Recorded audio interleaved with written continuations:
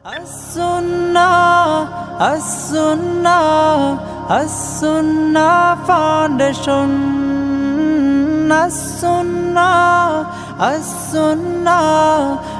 As-Sunnah Foundation. আসসালামু আলাইকুম ওয়া রাহমাতুল্লাহি ওয়া বারাকাতুহু। আলহামদুলিল্লাহ ওয়াসসালাতু ওয়াসসালামু আলা রাসূলিল্লাহ বাদ। সুপ্রিয় দর্শক শ্রোতা ভাই বোন, দেশ কিংবা প্রবাস যে যেখান থেকে আমাদেরকে দেখছেন, আপনাদের সকলকে সাদর আমন্ত্রণ জানাচ্ছি আস-সুন্নাহ ফাউন্ডেশনের স্টুডিও থেকে। আপনারা দেখছেন আস-সুন্নাহ ফাউন্ডেশন আয়োজিত সাপ্তাহিক সরাসরি প্রশ্নোত্তরমূলক অনুষ্ঠান শরীয়ত সমাধানের 211 নম্বর পর্ব। প্রিয় দর্শক, এই পর্বেও অন্যান্য দিনের মতো ইনশাআল্লাহ তাআলা আপনাদের সঙ্গে ঘণ্টাব্যাপী থাকছে এবং আপনাদের করা জীবন ঘনিষ্ঠ জিজ্ঞাসার কোরআন এবং হাদিসের আলোকে উত্তর দেওয়ার চেষ্টা করব। ওমা তৌফিক ইল্লা বিল্লাহ।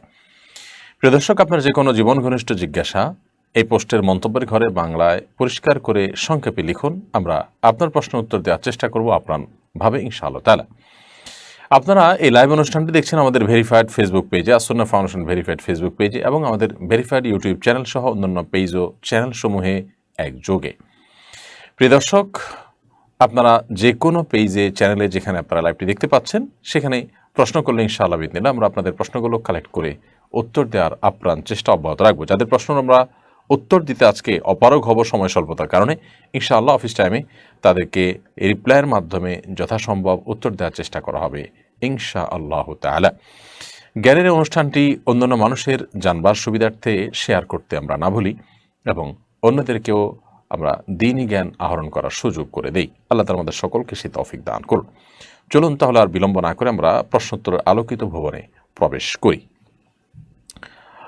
অনেকগুলো প্রশ্ন ইতিমধ্যে আমরা দেখতে পাচ্ছি চলে আসছে। ফারিহা আপনি লিখেছেন, সম্প্রতি একটি নামকরা বিউটি পার্লারে হিডেন ক্যামেরা ধরা পড়েছে। এতে অনেক নারীর পোশাক পরিবর্তন দৃশ্য ধারণ করা হয়েছে। নারীদের প্রাইভেসি সম্পর্কে ইসলামের ভাষ্য জানতে চাই। প্রাইভেসি লঙ্ঘনের শাস্তি কেমন হওয়া উচিত? দেখুন,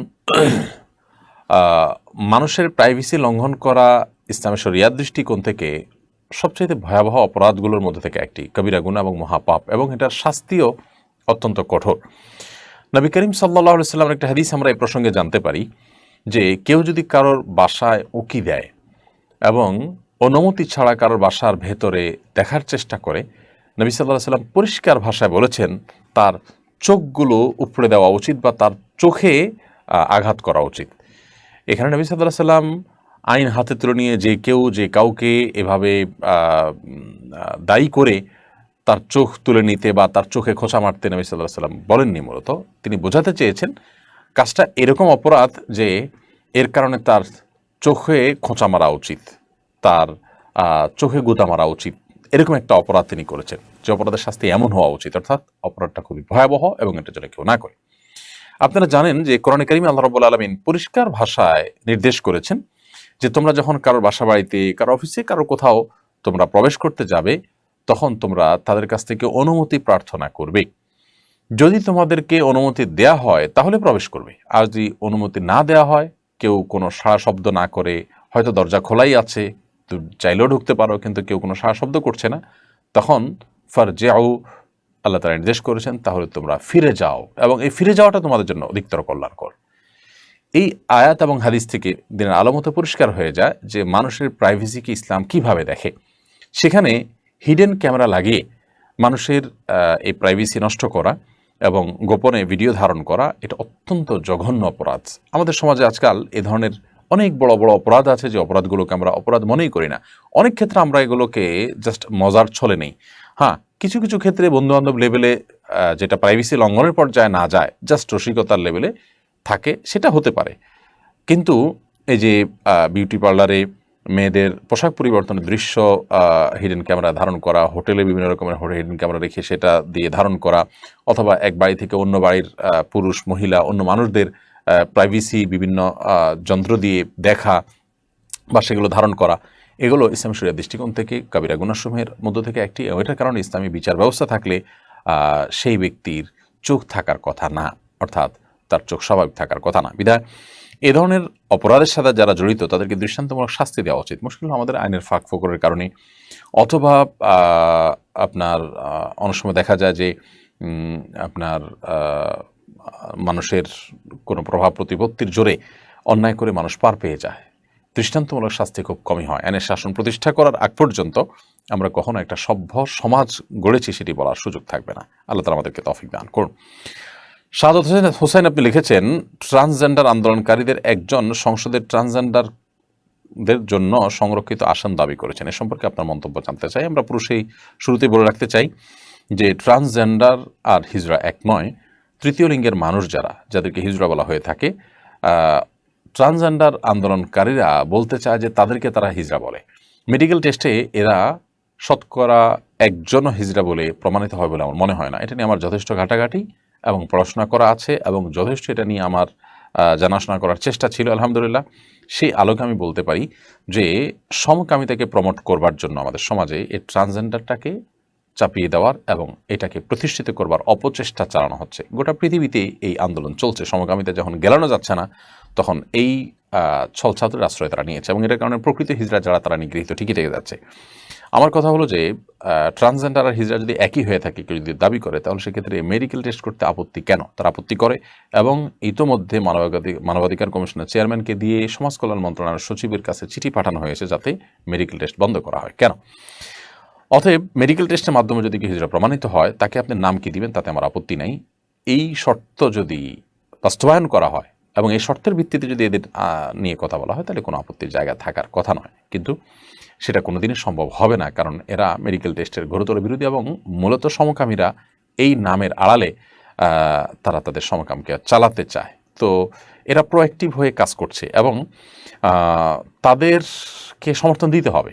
মানে কতটা অ্যাগ্রেসিভ এবং কতটা উগ্র এবং জঙ্গিপূর্ণ তাদের মধ্যে থাকলে এটা সম্ভব হয় যে তাদেরকে আপনি সমর্থন দিতে হবে, না হলে আপনাকে অনেক অ্যাক্সেস দেওয়া হবে না, আপনাকে অনেক অধিকার থেকে বঞ্চিত করা হবে, আপনাকে কোণঠাসা করা হবে।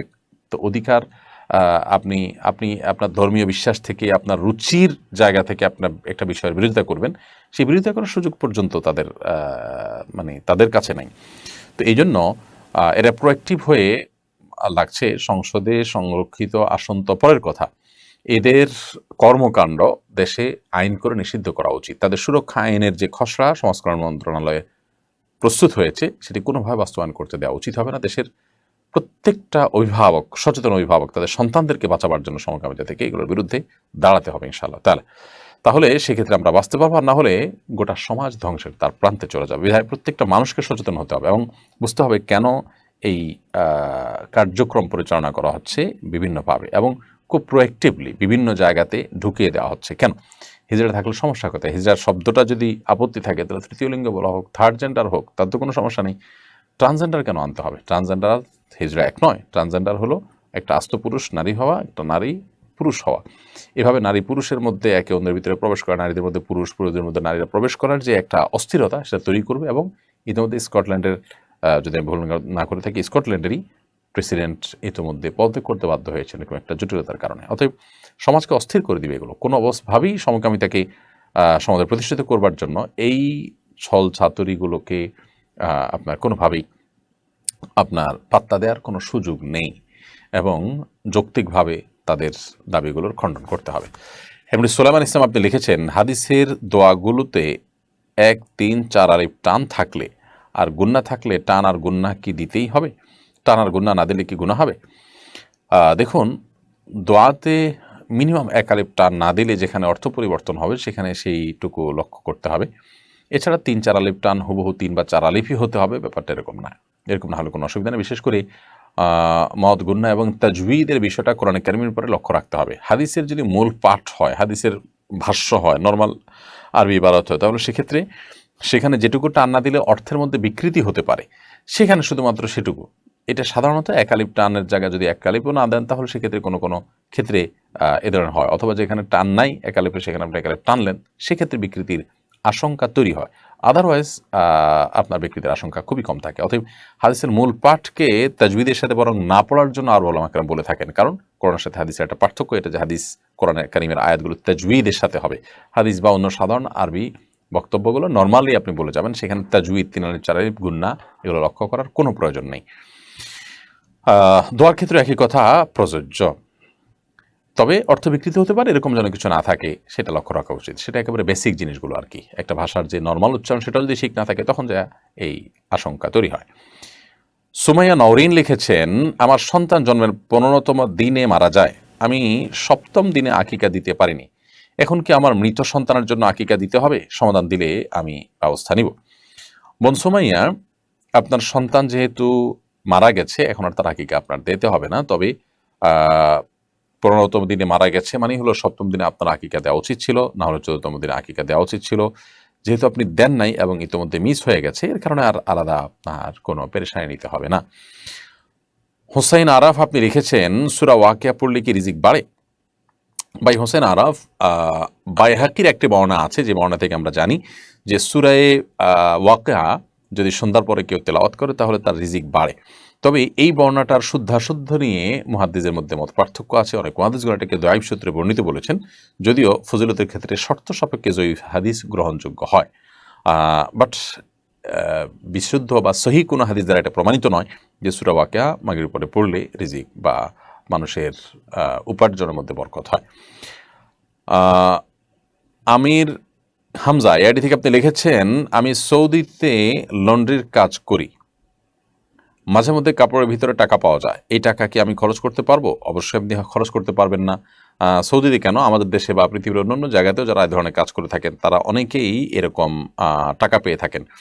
যদি আপনি কোনো টাকা পান এরকম, যে টাকাটা আপনার লন্ড্রির দোকানে যিনি জামা দিয়েছেন তার জামার পকেটে ভুলে ছিল, আপনি অবশ্যই সেটা মালিককে ফেরত দিতে হবে। এটা আপনি খেতে পারবেন না। আপনি খেলে সেটার যৌক্তিক কোনো গ্রাউন্ড থাকতে হবে যে আপনি কেন খেলেন। যদি আপনাকে সে দিয়ে দিত সেটা একটা বিষয়, অথবা অন্য কোনো যৌক্তিক কারণ থাকতো। যেহেতু এরকম কোনো কিছু নাই, বিধায় আপনার জন্য সেই টাকা খাওয়া কোনো অবস্থায় জায়েজ হবে না, রেখে দিতে হবে। মালিক আসলে তাকে বলতে হবে। মালিক যদি আপনাকে স্বেচ্ছায় স্বাচ্ছন্দ্যে বলেন যে ঠিক আছে, তুমি আমাকে জিনিসটা ফেরত দিয়েছো, আমি খুশি হয়ে আমি নিজে নিলাম না, গ্রহণ করলাম না, তোমাকে দিয়ে দিলাম, তাহলে সেক্ষেত্রে এটা আপনার জন্য খাওয়া জায়েজ হতে পারে। শাহানুর রহমান শিহাব আপনি লিখেছেন, মাঝে মধ্যে ইবাদত করার পর মনে হয় রিয়া করে ফেললাম, যদিও রিয়া করা বা এই জাতীয় নিয়ত আমি করিনি, এটা কি শুধুই ওয়াসওয়াসা? এটা কোনো কোনো ক্ষেত্রে শুধুই ওয়াসওয়াসা। বিশেষ করে এ ধরনের কথা আপনার মাথায় মোটেই আসেনি, অথচ এই বিষয়ে আপনাকে পেরেশান করছে, অস্থির করছে। যদি এরকম হয় তাহলে সেটা শয়তানের ওয়াসওয়াসা, এবং শয়তান আপনাকে পেরেশান করে আপনার ইবাদতের মনোযোগকে নষ্ট করতে চায়, অন্যদিকে আপনার ইবাদতের মনোযোগটাকে ডাইভার্ট করতে চায়। সেজন্য আপনি এগুলোকে কোনো অবস্থাতে পাত্তা দিবেন না। বিশেষ করে যখন এরকম পরিস্থিতি থাকবে, অর্থাৎ আপনার ইবাদতের মধ্যে আপনার কাউকে দেখানোর কোনো ইচ্ছাই আপনার নাই, আপনার মনেও সেরকম কিছু ছিল না, অথচ আপনার কেউ যেন বলছে যে তুমি এর জন্য করছো, ওয়াসওয়াসা। এরকম ওয়াসওয়াসাকে পাত্তা দেওয়ার কোনো কাজ দরকার নেই। আপনি আপনার নিজের মতো করে ইবাদতগুলো করে যাবেন এবং আল্লাহ তাআলার উপর ভরসা করবে, আল্লাহ তাআলা আপনার ইবাদত কবুল করবেন ইনশাআল্লাহ তাআলা। অনেক সময় আমরা ইবাদত করার সময় কাউকে দেখানোর উদ্দেশ্য নাই, কিন্তু ইবাদত শুরু করার কিছুক্ষণ পর হয়তো কেউ দেখে ফেলেছে, তখন আমাদের মধ্যে ভালো লাগা কাজ করে। যদি এরকম হয় তাহলে সেটাও কিন্তু লৌকিকতা বা মানুষ দেখানোর কারণে নষ্ট হওয়া যে ইবাদত, সে তার মধ্যে পড়বে না। মওতাজ মেহেক আপনি এআইডি থেকে লিখেছেন, জীবন সঙ্গিনীর জন্য কিভাবে দোয়া করা উচিত? স্পেসিফিক কাউকে পাওয়ার জন্য দোয়া করা যাবে কিনা? দেখুন, যদি স্পেসিফিক কাউকে জীবনসঙ্গী হিসাবে পাওয়ার জন্য আল্লাহ তাআলার কাছে আপনি দোয়া করতে চান, তাহলে এভাবে দোয়া করতে পারেন, আল্লাহ অমুককে আমি জীবনসঙ্গী হিসাবে পেলে যদি আমার জন্য সার্বিকভাবে কল্যাণকর হয় তাহলে আপনি সেটি সহজ করে দিন। আর যদি সেটা আমার জন্য সার্বিকভাবে কল্যাণকর না হয় তাহলে আপনি তাকে আমার মন থেকে দূর করে দিন, অথবা এই সম্পর্কটা যেন না হয়। অর্থাৎ কল্যাণকর হলে যেন আমি এটি পাই, আর কল্যাণকর না হলে যেন আমি না পাই। আল্লাহ, এভাবে দোয়া করা উচিত। কারণ কল্যাণ ও কল্যাণের মালিক তো আল্লাহ তাআলা, এবং একমাত্র আল্লাহই জানেন যে কোথায় কল্যাণ আছে না আছে। আমরা নিজেরা নিজেদের কল্যাণ নির্দিষ্ট করে যে বলি আল্লাহ এখানে কল্যাণ আছে, আপনি এখানে আমাকে দেন বা এই জিনিসটা আমাকে দেন, তাহলে সেটা ভুল হবে এবং আল্লাহর উপরে এক ধরনের আপনার কর্তৃত্ব করা আর শামিল হবে। আমরা অনেকেই নিজের জন্য অনেক কিছুকে কল্যাণকর মনে করি, পরে সেটা ক্ষতিকর প্রমাণিত হয়। এই জন্য স্পেসিফিক কাউকে না চেয়ে আল্লাহর কাছে নেক স্বামী, নেক স্ত্রী, স্বামী মানে নারী পুরুষ একে অন্যের জন্য চাইবে। আর যদি নির্দিষ্ট কাউকে চাইতে হয় তাহলে এইভাবে চাইবে যে আল্লাহ যদি কল্যাণ হয় আপনি করে দেন, আর না হলে আমার মন থেকে দূর সরিয়ে দিন এবং এটিকে আমাদের জন্য না করুন। সূরা ফুরকানের ৭৪ নম্বর আয়াতটি সাধারণভাবে আপনি অর্থ বুঝে আল্লাহ তাআলার কাছে নিবেদন করতে পারেন। রব্বানা হাব লানা মিন আজওয়াজিনা ওয়া যুররিয়াতিনা কুররাতা আয়ুন ওয়াজআলনা লিল মুত্তাকিনা ইমামা। সাজিদ মাহমুদ রবিন এআইডি থেকে আপনি লিখেছেন, জুমার দিনে বাংলা বয়ানের সময় কি দুখুল মসজিদ নামাজ পড়া যাবে, নাকি নামাজ পড়া না পড়ে বয়ান শুনতে থাকবো? অবশ্যই নামাজ পড়বেন, নামাজ পড়ে তারপর বসবেন। কারণ জুমার আগে ইমাম সাহেব অনেক আগে থেকে মসজিদে চলে আসা মানুষদের নসিহার যে সেশনে থাকেন সেটি তো খুতবা না, বিধায় যেহেতু খুতবা না, অতএব আপনি মসজিদে ঢুকেছেন, ঢোকার পর 2 রাকাত সালাত আদায় করবেন। অনেক ইমামদের মতো তো খুতবা চলাকালীনও নামাজ পড়ার কথা তারা বলেছেন। সেখানে আপনি বাংলা যে নসিহা সেশন বা বক্তব্য চলে, তখন দখল মসজিদ না পড়ে বসার কোনো সুযোগ নেই। মসজিদে যখন বসবো, দখল মসজিদ পড়ে তারপর আমরা বসবো। নবী সাল্লাল্লাহু আলাইহি ওয়াসাল্লাম খুব গুরুত্ব আরোপ করেছেন। এক ব্যক্তি জুমার দিনে এসে বসে গেছেন, নবী সাল্লাল্লাহু আলাইহি ওয়াসাল্লাম তাকে তুলে আবার সালাত পড়ে তারপর বসার নির্দেশ করেছেন। ইয়াসিন আরাফাত লিখেছেন, খাবার খাওয়ার সময় কি এক হাঁটু খাড়া করে খাওয়া উচিত? না, এক হাঁটু খাড়া করে আরেক হাঁটু বিছিয়ে খেতে হবে এরকম কোনো কথা কোরআন হাদিসে কোথাও বলা হয়নি। তবে বিনয় যেন প্রকাশ পায় খাবার খাওয়ার মধ্যে, সেই জিনিসটা আমাদের খেয়াল রাখা উচিত, যাতে অহংকারী বা আপনার দেখতে দাম্ভিক এরকম কিছু মনে না হয়। আজকাল দেখা যায় যে আমরা অনেকে আল্লাহ নেয়ামত খাচ্ছি, যে সেটা আমাদের আচরণে প্রকাশ হয় না, সেরকম কিছু না হয়, খেয়াল করা দরকার। নাজমুস সাকিব আপনি লিখেছেন, ইদানিং পৌষ সংক্রান্তি বা সাকরাইন উৎসব নামে একটা উৎসব পালন করতে দেখা যায়। আগে এই দিনে মূলত ঘুড়ি উড়ানো হতো, নতুন করে এর সঙ্গে যুক্ত হয়েছে ফানুস উড়ানো, আতশবাজি কোথাও কোথাও মদ্যপান এবং নানা অশ্লীল অনুষঙ্গ যুক্ত হয়েছে। এসব উৎসবের ব্যাপারে আমাদের দৃষ্টিভঙ্গি কি হওয়া উচিত? ভাই নাজমুস সাকিব, সাকরাইন উৎসব নিয়ে যেহেতু এবছর বিশেষ করে পুরান ঢাকাতে অতিরিক্ত মাতামাতি হয়েছে এবং স্থানীয়রা অনেকেই রাস্তাঘাটে বেরিয়ে এসে প্রতিবাদ করে থামিয়েছেন এবং থানা ঘেরাও করেছেন, পুলিশের সহায়তা সেগুলো উচ্ছৃঙ্খলতাকে বন্ধ করেছেন তারা। সেই সুবাদে এটা নিয়ে ঘাটাঘাটির সুযোগ হয়েছে আমার। আমি Banglanews24.com একটি প্রতিষ্ঠিত অনলাইন নিউজ পোর্টাল, সেখানে এ বিষয়ে একটা লেখা দেখেছি। সেখানে তারা লিখেছেন যে এটি সনাতন ধর্মাবলম্বীদের একটি উৎসব ছিল, পৌষ সংক্রান্তি। সেটাই পুরান ঢাকায় সংক্রান্তি শব্দটারই আপনার অপভ্রংশ হয়ে সাকরাইন সেটা নাম ধারণ করেছে। মূলত এটা পৌষ সংক্রান্তি। তো যাই হোক, এই পৌষ সংক্রান্তি বা সাকরাইন যেটাই বলা হোক না কেন, এটা সেই পোর্টালের তথ্য মতে এটি সনাতন ধর্মাবলম্বীদের একটি উৎসব বা অনুষ্ঠান। তাহলে যদি এই হয়ে থাকে, তাহলে সেক্ষেত্রে এর সাথে একজন মুসলিম কোন অবস্থাতে গা ভাসাতে পারেন না। কোন ধর্মের মানুষের ধর্মীয় উৎসব যদি হয়ে থাকে বা কোন ধর্মের মানুষের কালচার যদি হয়ে থাকে, কোনো ধর্মের বিশেষ ধর্মের মানুষের কালচার হলে সেটি মুসলমানের গা মাখাবার কোনো সুযোগ নেই। নবী সাল্লাল্লাহু আলাইহি ওয়াসাল্লাম বলেছেন, মান তাশাব্বাহা বিকওমিন ফাহুয়া মিনহুম, যে ব্যক্তি কোনো জাতির সাদৃশ্য গ্রহণ করবে, তাদের মতো হবে, জাস্ট তাদের অনুরূপ করলো, সে তাদের অন্তর্ভুক্ত হবে। এজন্য এটি করার সুযোগ নেই। কিন্তু এটা যদি সেরকম, এই তথ্যটা যদি সঠিক না হয় বা এটা যদি সাধারণ রূপ পরিগ্রহ করে, যেটা আসলে কোনো ধর্মীয় কিছু না, বরং এই অঞ্চলে মানুষের একটা আঞ্চলিক সংস্কৃতি, তাহলে সেক্ষেত্রে ইসলাম সেখানে বাধা দিবে না, যদি সেখানে শরিয়া বিরুদ্ধে কিছু না হয়। যেমন ঘুড়ি উড়ানোর কথা বলা হচ্ছে, ঘুড়ি উড়ানোতে কোনো অসুবিধার কিছু নেই। একদিন আনন্দ করে শীতের শেষে বা শীত আসছে, পৌষ মাস শেষ হলো, আপনার এ উপলক্ষে আপনার একটা উৎসব করা হলো। উৎসব কি, ঘুড়ির উৎসব করা হলো, এটাতে মন্দের কিছু নেই। বাট সেখানে ফানুস উড়ানো, আতশবাজি করা, নাচা গাওয়া এবং আপনার অশ্লীল নৃত্য, বিশেষ করে আপনার ডেস্কের ভাড়া করে হাই ভলিউমে গান বাজনা চালানো, এটা মানুষের জীবনকে অতিষ্ঠ করে, এটা মানুষকে কষ্ট দেওয়ার শামিল এবং এটা রীতিমতো অসভ্যতা এবং অভদ্রতা। বিধায় এটা কখনো গ্রহণযোগ্য হতে পারে না। আমরা ধর্মের নামে, রাজনীতির নামে, বিনোদনের নামে, বিভিন্ন নামে শব্দ সন্ত্রাস করে থাকি এবং সেটাকে কোনো দোষী বিষয় মনে করি না। এটা খুব লজ্জাজনক একটি অধ্যায় সমাজের। এটার বিরুদ্ধে আমাদের প্রত্যেকটা মানুষের কথা বলা উচিত। সেই সাথে যেই উৎসবে সাথে পশ্চিমা সংস্কৃতিকে গুলিয়ে ফেলা হচ্ছে, সে উৎসব তো এই অঞ্চলে উৎসব হতে পারে না, সেটা আমাদের উৎসব হতে পারে না। বিধায় এগুলোর বিরুদ্ধে আমাদের কথা বলা দরকার এবং আলোচনা উঠানো দরকার, যে আমরা দিন দিন আমাদের নিজস্বতা যদি হারিয়ে ফেলি, স্বকীয়তা হারিয়ে ফেলি, তাহলে সেক্ষেত্রে এটা আমাদের নিজেদেরই অকল্যাণ বয়ে আনবে। কোনো জাতি অন্যদের মধ্যে হারিয়ে যায় তাদের সংস্কৃতিকে ধারণ করার মধ্য দিয়ে। অতএব এখানে নাচা গাওয়া, আতশবাজি, ফানুস উড়ানো, অন্যান্য যে বিষয়গুলো যুক্ত হয়েছে, এগুলো অন্যান্য জাতির কালচার আমাদের মধ্যে ঢুকে একাকার হয়ে যাচ্ছে, যেটা আমাদের সত্তাকে বিলীন করে দিতে পারে, আমাদের স্বকীয়তা নষ্ট করতে পারে। বিধায় এগুলোর বিরুদ্ধে আমাদের কথা বলা উচিত। আর সবচেয়ে বড় কথা হলো যে হাই ভলিউমে গান বাজনা এবং ঢাকা শহরের মতো এরকম আপনার বৈদ্যুতিক তারের জাল বিছানো এরকম জায়গাতে ফানুস ইত্যাদি উড়ানো ভয়ঙ্কর বিপদ ডেকে আনতে পারে, প্রায় বিপদ হয়ে থাকে পুরান ঢাকায়। অতএব এগুলোর বিরুদ্ধে আমাদের সামাজিক অবস্থান নিতে হবে এবং কোন অবস্থাতে এটি জায়েজ হতে পারে না। সোহানুর রহমান শিহাব, আপনার প্রশ্ন উত্তর আমরা দিয়েছি। ইয়াসিন আরাফাত, আপনার প্রশ্ন উত্তর দিয়েছি। তারাফদার মাহবুব আপনি লিখেছেন, তরফদার মাহবুব আপনি লিখেছেন, আমি বাসায় নামাজ আদায় করার সময় আমার 2.5 বছর বয়সী এক মেয়ে সাথে নামাজে অংশ নেয়, কিন্তু সে মাঝে মধ্যে আমার সামনে দিয়ে হাঁটাহাঁটি করে, তাতে কি নামাজের কোনো ক্ষতি হবে? না, সে যদি আপনার সামনে হাঁটাহাঁটি করে মাঝে মধ্যে, এতে আপনার নামাজ হয়ে যাবে, নামাজ হবে না এরকম না। কিন্তু বাচ্চা যাতে নামাজের সামনে হাঁটাহাঁটি না করে আপনার মনোযোগ নষ্ট না হয়, সেজন্য অন্য কেউ বাসায় থাকলে তাকে যেন এই টাইমটা ধরে রাখে, সেটা ভালো। অথবা আপনার আপনি নিজেও যদি দেখা যায় সে খুব বেশি ডিস্টার্ব করে, তো আলতো করে নামাজের মধ্যে আমলের কাসির না হয়, অর্থাৎ নামাজের মধ্যে এমন কিছু করছেন যেটা দেখে আপনি নামাজের পুরো মুড থেকে বের হয়ে গেছেন, এরকম না হয়, সেরকম করে আপনি তাকে আস্তে করে সরা দিতে পারেন, আলতো করে।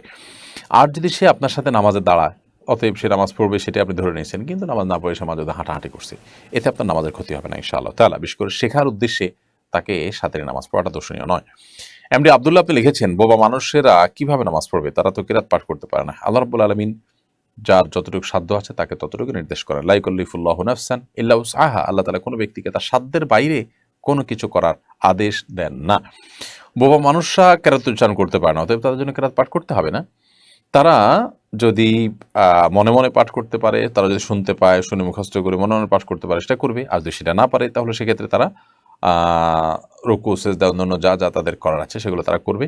এবং পাঠের জায়গাতে যদি তারা শুনতে বলতে না পারে, তাহলে সেক্ষেত্রে সেটা তাদের জন্য মাফ, এবং এই অবস্থায় তারা সালাত আদায় করবে।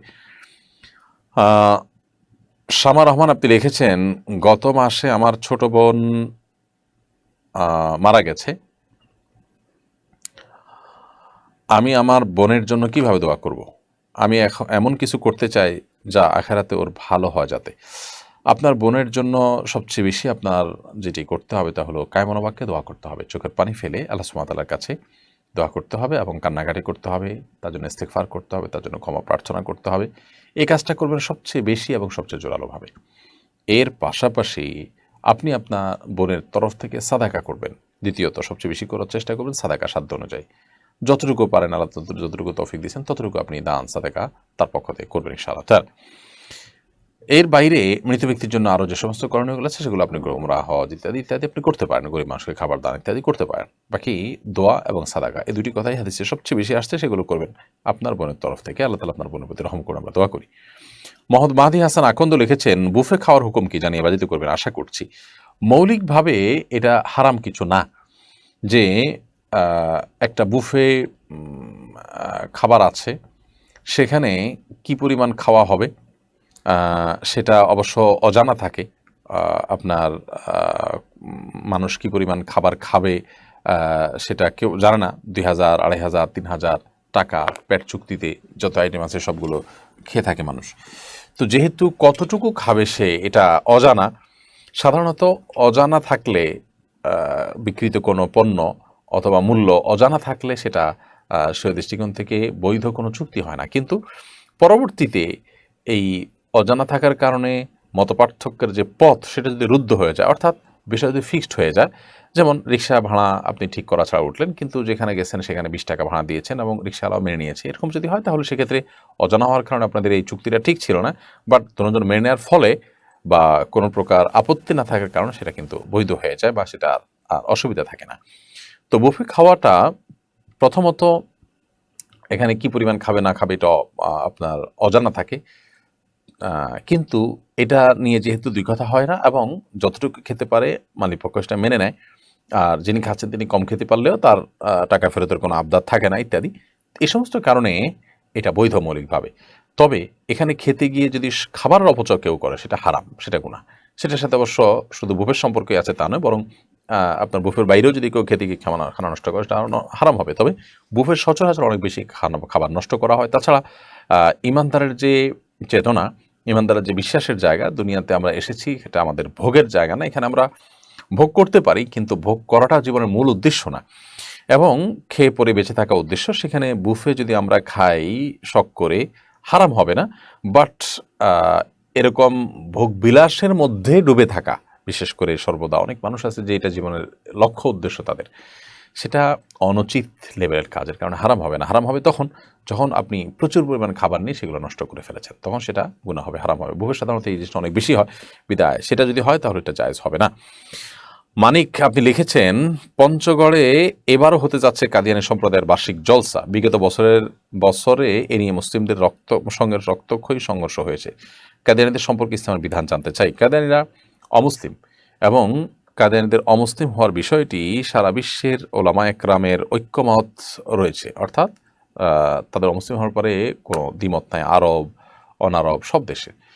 অতএব যারা নবী মুহাম্মদ সাল্লাল্লাহু আলাইহি সাল্লামের আখির নবী হওয়ার বিষয়টিকে অস্বীকার করে, যারা গোলাম আহমদ কাদিয়ানীকে কখনো নবী, কখনো ঈসা মাসি, কখনো মাসি মাউদ, কখনো মাহদি, এরকম বিভিন্ন নামে তারা নামকরণ করে, কখনো ছায়ানবী বলে, এবং তাদের বই পুস্তকগুলোতে ভরি ভরি এগুলো রয়েছে এবং এ বিষয়ে আমাদের ডিটেল একটি আলোচনাও আছে। তো এই সমস্ত আপনার কারণে তারা ইসলামের মৌলিক বিষয়গুলোকে অস্বীকার কারণে তারা মুসলমান না। এবং সৌদি আরব বলেন, পৃথিবীর অনেক বড় বড় আপনার মুসলিম রাষ্ট্র বলেন, সব রাষ্ট্রগুলোতেই আপনার রাষ্ট্রীয়ভাবে তাদেরকে মুসলিম ঘোষণা দেওয়া আছে। আমাদের দেশে এখন রাষ্ট্রীয়ভাবে তাদেরকে মুসলিম ঘোষণা দেওয়া হয়নি, এটা দুঃখজনক একটি ব্যাপার। অনেকে আমাদের দেশে বলেন যে কে মুসলমান কে কাফের এটা আল্লাহ তাআলা জানেন। এগুলো মূর্খতা সুলভ উক্তি। কারণ আল্লাহ তাআলা মুসলমানের সংজ্ঞা, কাফের সংজ্ঞা, কাফের মানে অস্বীকারী, এগুলো দিয়ে দিয়েছেন। এমনকি আল্লাহকে অস্বীকার করে বললো যে না, কে কাফের কে মুসলমান এটা বলা যায় না। এটা একেবারেই মূর্খতা সুলভ উক্তি ছাড়া কিছু নয়। বিদায়ীদেরকে অমুসলিম ঘোষণা করা দরকার। তারা নিজস্ব ধর্মীয় পরিচয় নিয়ে তাদের কাজ তারা করবে, সেই অধিকার তাদের থাকতে পারে। এবং পঞ্চগড়ে যেহেতু গত বছর রক্তক্ষয়ী সংঘর্ষ হয়েছে, এবারও সেখানে একই জলসা করতে চাওয়া এবং প্রশাসন যদি সেটাকে করতে দেয়, তাহলে সেক্ষেত্রে ইচ্ছাকৃতভাবে এই সমস্ত গণ্ডগোল বাঁধানোর চেষ্টা তারা করছে বলে আমরা মনে করব। বিধায় এই বিষয়ে প্রশাসনের সর্বোচ্চ সতর্কতা কাম্য এবং তাদের দায়িত্বশীল ভূমিকা থাকা উচিত। এমডি ইমরান হোসেন আপনি লিখেছেন, আমার বাবার জন্য দোয়া করবেন, আমার বাবা সৌদি আরবে অনেক বিপদে আছেন। ভাই ইমরান হোসেন, আল্লাহ তাআলা আপনার বাবার প্রতি রহম করে আমরা দোয়া করি এবং তার বিপদ আল্লাহ তাআলা দূর করে দিন আমরা দোয়া করি। আপনার বাবাকে আপনি দুরুদ এবং ইস্তেগফার এ দুটি এবং সেই সাথে দোয়া ইউনুস খুব বেশি থেকে বেশি পাঠ করতে বলবেন এবং আল্লাহ তাআলার কাছে সাহায্য চাইতে বলবেন এর মাধ্যমে। মোহাম্মদ নাইম আপনি লিখেছেন, যারা মাদ্রাসায় পড়েনি তাদের কোরআন অর্থ সহকারে বুঝে পড়াটা কতটা গুরুত্বপূর্ণ? যারা মাদ্রাসায় পড়েননি তারা কোরআনে কারীম অর্থ সহকারে আল্লাহ তাআলা কী বলছেন সেটা বুঝে পড়ার চেষ্টা করবেন। কারণ কোরআনে কারীম এটি হেদায়েত আসছে গোটা মানব জাতির জন্য, বিশ্ব মানবতার জন্য, শুধু মাদ্রাসার ছাত্র বা আলেম ওলামাদের জন্যই হেদায়েতি হয়ে আসেনি। বিধায় এই কোরআনে কারীমে আল্লাহ তাআলা কী বলেছেন না বলেছেন সেটা অর্থ বোঝা, সেটার মর্ম উদ্ধার করা, সেই অনুযায়ী আমল করা আমাদের সবার কর্তব্যের অংশ। বিধায় কোরআন আল্লাহ কী বলেছেন এটা বোঝার চেষ্টা করেছে। তবে এটা ঠিক যে কোরআনের সব কিছুই সাধারণ মানুষ বুঝবে তা জরুরি না, বরং কোরআনের অনেক বিষয় আছে যেগুলো সাধারণ মানুষ বুঝবেন না, আল্লাহর একান্ত বিশেষ বান্দাগণ বুঝবেন। যেগুলো আছে পরিষ্কার দৃষ্টান্ত আল্লাহ দিয়েছেন, সরাসরি আদেশ নিষেধ করেছেন, এগুলো যে কেউ বুঝতে পারে এবং সেগুলো বুঝে আমল করা আমাদের কর্তব্যের অংশ, সেগুলো আমরা করবো ইনশাআল্লাহ তাআলা। এরপরে প্রশ্ন হলো, সম্প্রতি ইরান ও পাকিস্তানের পাল্টাপাল্টি হামলা সম্পর্কে আপনি কি বলবেন? মুসলমান দুটি দেশের মধ্যে এই ধরনের হামলা কোনোভাবে সমর্থনযোগ্য কি? দেখুন, এটা দুঃখজনক বিষয়, কোনোভাবে এটা গ্রহণযোগ্য নয়। দুটি মুসলিম কান্ট্রি, যদিও ইরান শিয়াপন্থী রাষ্ট্র এবং শিয়াদের বিশ্বাসগত ত্রুটির কারণে তাদের মধ্যে কিছু কিছু গ্রুপ আছে, কিছু কিছু আপনার বিশ্বাসের কারণেই তারা ইসলামের গণ্ডিতে খারিজ হয়ে যায়। বাকি অনেকে আছে যারা মুসলমান এর গণ্ডিতে খারিজ হন না, তবে তারা ভ্রান্ত। কিন্তু দিন শেষে বিশ্ব এই দুটি দেশের মধ্যকার হামলা পাল্টা হামলাকে মুসলিমদের পারস্পরিক হামলা পাল্টা হামলা মনে করবে। নবী করিম সাল্লাল্লাহু আলাইহি সাল্লাম মদিনায় থাকা মুনাফিকদেরকে হত্যা করেননি, তারা কাফের। এতৎসত্ত্বেও কেন? এর একটি কারণ এটিও ছিল যে অন্যান্য অমুসলিমরা মনে করে মুসলমানরা নিজেদের মধ্যে গণ্ডগোল লিপ্ত হয়ে গেছে, তখন মুসলমানদেরকে দুর্বল ভাববে, মুসলমানদের ব্যাপারে তাদের যে দৃষ্টিভঙ্গি ছিল এবং ভয় তাদের অন্তরে ছিল সেটি কমে যাবে। তো এটি একটি বিষয়। এছাড়াও বর্তমান বিশ্বে মুসলমানদের যে কমন শত্রু, সেই শত্রুর বিরুদ্ধে মুসলমানদের ঐক্যবদ্ধভাবে কাজ করা দরকার। সেখানে একটি দেশ আরেকটা দেশকে হামলা করা, পাল্টা হামলা করা কোনোভাবে গ্রহণযোগ্য হয় না। আমরা আশা করব এটা তারা খুব দ্রুততার সাথে মিটমাট করে নেবেন এবং আমরাও ব্যক্তিগত পর্যায়েও সোশ্যাল মিডিয়াতে বিভিন্ন জায়গায় একজন অন্যজনকে ব্যক্তিগতভাবে আমরা যে আঘাত করি এবং সমনষ্ট করে একজন অন্যজনের পেছনে পড়ি, সে কাজগুলো আমাদেরও বন্ধ করা উচিত। এটাও একই টাইপের কাজ, বরং এগুলোকে এই সকল শক্তিকে আমাদের ব্যবহার করা উচিত কমন শত্রুর বিরুদ্ধে। আল্লাহ আমাদেরকে তৌফিক দান করুন। মোহাম্মদ অমিত আপনি লিখেছেন, নামাজি ব্যক্তির কতটুকু সামনে দিয়ে গমনাগমন করা যাবে? নামাজি ব্যক্তির কতটুকু ঠিক সামনে দিয়ে যাওয়া যাবে, এটা নিয়ে ফোকা একরামের ভিতরে একাধিক মত রয়েছে। অনেক ওলামা একরাম বলেছেন 2 কাতার সামনে দিয়ে, অনেকে বলেছেন 3 কাতার সামনে দিয়ে। সর্বোচ্চ 3 কাতার সামনে দিয়ে যদি আপনি যান, সুতরা না থাকে, নামাজ পড়ছেন, তারপরে 3 কাতার এরপরে আপনি হাঁটা চলা যদি করেন কোনো অসুবিধা নেই, কারণ সেখানে সাধারণত নামাজি ব্যক্তির নামাজের থাকা অবস্থায় দৃষ্টি পড়ে না এবং তার মনোযোগ নষ্ট করে না অত দূর দিয়ে গেলে, যার কারণে এটি অসুবিধা নেই। তবে অনেক ওলামা একরাম 2 কাতারের কথাও বলেছেন এবং এটাও বেশ শক্তিশালী একটি মত। কোনো কোনো ওলামা একরাম অবশ্য নামাজি ব্যক্তির যে সেজদার জায়গাটা তার বাহির দিয়া যাওয়ার পারমিশন দিয়েছেন। তবে এটা চাইতে 2 কাতার 2 কাতার এর পরে যাওয়া জায়েজ আছে, এই মতটা অধিকতর শক্তিশালী এবং যৌক্তিক। প্রিয় দর্শক, দেখতে দেখতে আমরা অনুষ্ঠানের ঠিক মাঝামাঝি পর্যায়ে পৌঁছে গেছি। এই পর্যায়ে ছোট্ট একটি বিরতিতে যাচ্ছি, আশা করছি আমাদের সঙ্গেই থাকবেন। বিরতির পর আমরা আবারও ফিরে আসবো শরঈ সমাধান অনুষ্ঠানে ইনশাআল্লাহ তাআলা। অসহায় দরিদ্রদের দারিদ্র্য দূরীকরণ ও স্বাবলম্বীকরণের লক্ষ্যে আসুন্নাহ ফাউন্ডেশন পরিচালনা করছে স্বাবলম্বীকরণ প্রকল্প। স্বাবলম্বীকরণ প্রকল্পের আওতায় এ যাবৎ প্রায় 3000 মানুষকে প্রশিক্ষণ ও স্বাবলম্বীকরণ উপকরণ প্রদান করা হয়েছে। আপনার জাকাতের অর্থে স্বাবলম্বী হতে পারে অসহায় দরিদ্র মানুষ। আসুন্নাহ ফাউন্ডেশনের জাকাত তহবিলে জাকাত পাঠাতে ভিজিট করুন www.asunnahfoundation.org/donate/zakat। শিক্ষা নিয়ে আসুন্নাহ ফাউন্ডেশন মসজিদ কমপ্লেক্স ও ইসলামিক সেন্টার একটি লালিত স্বপ্ন। ইনশাআল্লাহ শিক্ষা, সেবা ও দাওয়া সহ ফাউন্ডেশনের বহুবিধ কার্যক্রমের কেন্দ্র হবে এই কমপ্লেক্স। ঢাকার নতুন বাজারের অদূরে কেনা জমিতে শীঘ্রই নির্মাণ কাজ শুরু হবে ইনশাআল্লাহ। সাদাকায়ে জারিয়ামূলক এই প্রকল্পে শরিক হতে পারেন আপনিও। প্রিয় দর্শক, বিরতির পর আবার আপনাদের স্বাগতম জানাচ্ছি আমরা শরঈ সমাধান অনুষ্ঠানে। আপনারা দেখছেন আসুন্নাহ ফাউন্ডেশনের স্টুডিও থেকে আসুন্নাহ ফাউন্ডেশন আয়োজিত সাপ্তাহিক সরাসরি প্রশ্নোত্তরমূলক অনুষ্ঠান শরঈ সমাধানের 211তম পর্ব। আমরা বিরতির আগে অনেকগুলো প্রশ্ন উত্তর দিয়েছি। এই পর্যায়ে আমি দেখতে পাচ্ছি আমরা নাসিম লিখেছেন খালওয়াতে সহিহা কি? খালওয়াতে সহিহা আরবি শব্দ এবং ফিকহের একটি পরিভাষা। এর মানে হলো স্বামী স্ত্রী নির্জনে কোনো জায়গায় যদি সময় কাটান, একজন নারী একজন পুরুষ কোথাও আছেন, সেখানে তৃতীয় কোনো ব্যক্তি নাই এবং এই নির্জনতায় তাদের যে সময় কাটানো, এটাকে বলা হয় খালওয়াতে সহিহা। এরপরে অনেকগুলো শরিয়ার বিধিবিধান প্রযোজ্য হয়। বিয়ের পর খালওয়াতে সহিহার আগে তালাক হলে বিধান কি, পরে তালাক হলে বিধান কি, এগুলোর পর অনেক কিছু নির্ভর করে। এটা একটা পরিভাষা মাত্র। মাহমুদা রহমান আপনি লিখেছেন, আমি একজন প্রাইমারি স্কুলের শিক্ষক, ছোট বাচ্চাদের গণিত ও বিজ্ঞান পড়াই। পড়ানোর সময় বাচ্চারা অনেক সময় জিজ্ঞেস করে বিজ্ঞানের সকল আবিষ্কার কি অমুসলিমরাই করেছে, মুসলমানরা কি কিছুই আবিষ্কার করেনি? আমি তাদের সঠিক জবাব দিতে পারি না, যদিও আমি জানি মুসলিমরাও বিজ্ঞানে অনেক অবদান রেখেছেন। বিজ্ঞানে মুসলমানদের অবদান সম্পর্কে কোন বইগুলো পড়তে পারি বা বাচ্চাদের পড়তে দিতে পারি জানালে খুশি হব। বোন মাহমুদা, আমাদের বাচ্চাদের জন্য খুব বেশি বই পুস্তক বাজারে আছে তা না। আলহামদুলিল্লাহ কিছু ভাই বোন বাচ্চাদের জন্য বই লেখার কাজটি শুরু করেছেন এবং অনেক দূর অগ্রসর হয়েছে।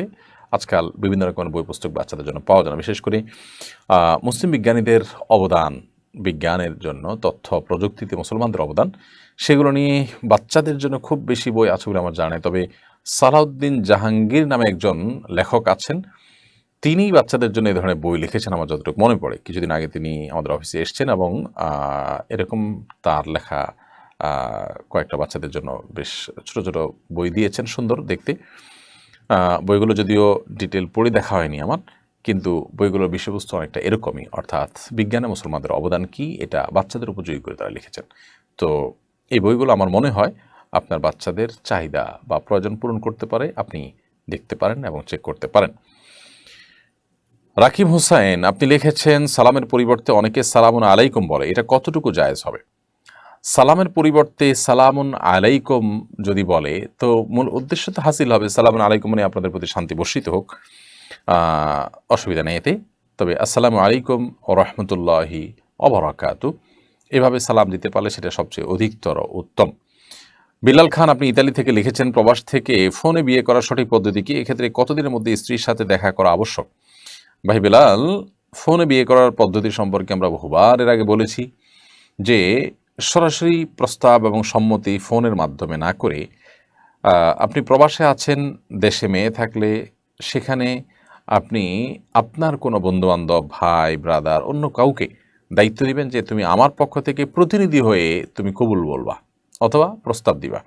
মেয়ে পক্ষ যদি প্রস্তাব দেয় দুজন সাক্ষীর উপস্থিতিতে বিয়ের অনুষ্ঠানে, তখন ছেলে যেহেতু দূরে আছে, ছেলের কোনো বন্ধু ওই যে তাকে প্রতিনিধি নিযুক্ত করেছে ফোনে, সেটার উপর ভিত্তি করে বলবে যে আবার ফোনে আমার বন্ধু অমুকের ছেলে অমুক আমাকে যে প্রতিনিধি নিযুক্ত করেছেন অমুকের মেয়ে অমুককে বিয়ের ব্যাপারে তার পক্ষ থেকে কবুল বলার জন্য, আমি তার পক্ষ থেকে প্রতিনিধি হিসাবে কবুল বলছি। এই যে কবুল বলছি, এটা দুজন সাক্ষীর সামনে যদি বলেন, ইনশাআল্লাহ বিয়ে সম্পাদন হয়ে যাবে। পুরো দৃশ্যটা তিনি দূর থেকে ইতালি থেকে দেখতে পারেন বা অন্য কোনো জায়গা থেকে, যেখান থেকে হচ্ছে সেখান থেকে তিনি ভিডিওর মাধ্যমে লাইভে দেখতে পারেন, সেটি ভিন্ন বিষয়। আর স্ত্রীর সাথে বিয়ের সম্পর্ক তৈরি হয়ে যাওয়ার পর, বিবাহ বন্ধন আবদ্ধ হয়ে যাওয়ার পর স্ত্রীর সাথে মিলিত হওয়ার নির্দিষ্ট কোনো সময়সীমা ইসলাম বেঁধে দেয়নি। সেটা 2 মাস, 4 মাস, 6 মাস পরে হতে পারে, 1 বছর পর হতে পারে, 2 বছর পর হতে পারে। তবে যত আগে হতে পারে ততই কল্যাণকর, কারণ এতে তাদের উভয়ের তাকওয়ার জন্য উপযোগী হয়, তাদের ঈমান আমল হেফাজতে থাকে এবং ফিতনা থেকে তারা বেঁচে থাকতে পারেন। মাজহারুল হাসান লিখেছেন, চোখের জেনা থেকে কেমন করে বাঁচা যাবে? ভাই মাজহারুল হাসান, চোখের জেনা থেকে বাঁচার জন্য যেই জায়গাগুলোতে চোখে জেনা হতে পারে সেই জায়গাগুলো থেকে দূরে থাকতে হবে। কারণ যদি সোশ্যাল মিডিয়াতে এরকম সমস্যা তৈরি হয়, তাহলে তিনি সোশ্যাল মিডিয়াতে বিচরণ কম করবেন। কোনো আইডি থেকে খুব বেশি আসে সেই আইডিগুলোকে আনফলো করবেন, ব্লক করবেন কোনো পেজ থেকে, গ্রুপ থেকে আসলে। তো এইভাবে যেই জায়গায় গেলে চোখের জেনা হবে সেই জায়গা থেকে দূরে থাকতে হবে। এটি হলো চোখের জেনা থেকে বাঁচার সবচেয়ে কার্যকর উপায়। সেই সাথে যখন বাইরে আমরা বের হবো, এরকম কোনো জায়গায় যদি যেতেই হয় যেখানে চোখের জেনার আশঙ্কা আছে, সেখানে যথাসম্ভব আগে থেকেই এই কথা মাথায় রেখে তারপর বের হওয়া, যে আমি যেখানে যাচ্ছি সেখানে এই সমস্যাটির মুখোমুখি আমাকে হতে পারে, সেটা মাথায় রেখে আমাদের বের হতে হবে এবং দৃষ্টিকে অবনত রাখতে হবে। আল্লাহ রাব্বুল আলামিন কোরআনে কারীমে আমাদেরকে কিন্তু সেই নির্দেশ করেছেন। অতএব দৃষ্টিকে অবনত রেখে তারপর চলতে হবে। এরপর যদি হয়ে যায়, আল্লাহ তাআলার কাছে মাপ চেয়ে নতুন করে সংকল্প করতে হবে, আর যেন না হয় সেজন্য। এমডি রাকিবুল্লাহ রাশেদ লিখেছেন, বিতরের নামাজে কেউ যদি দোয়া কুনুত না পড়ে ভুলক্রমে সরাসরি সিজদা করে এবং নামাজ শেষ করে বা নামাজের অবস্থায় মনে পড়ে, সেক্ষেত্রে করণীয় কি? দেখুন, নামাজ শেষ করেছে অথবা সালাম ফেরানোর পরপর মনে পড়েছে, তাহলে সিজদা সাহুদিয়া নেবেন, কারণ দোয়া কুনুত পড়াটা ওয়াজিব। যদিও সৌদি আরবের উলামা কেরাম সেটিকে সুন্নাহ বলেন, কিন্তু হানাফি মাযহাব অনুযায়ী এটি ওয়াজিব। আপনি সিজদা সাহুদিয়া নেবেন, এটি অধিকতর নিরাপদ বটে। এমনি মোরসালিন মিয়া, আপনি লিখেছেন, রজব মাসে আমরা কি কি আমল করতে পারি? রজব মাস শুরু হয়ে গেছে।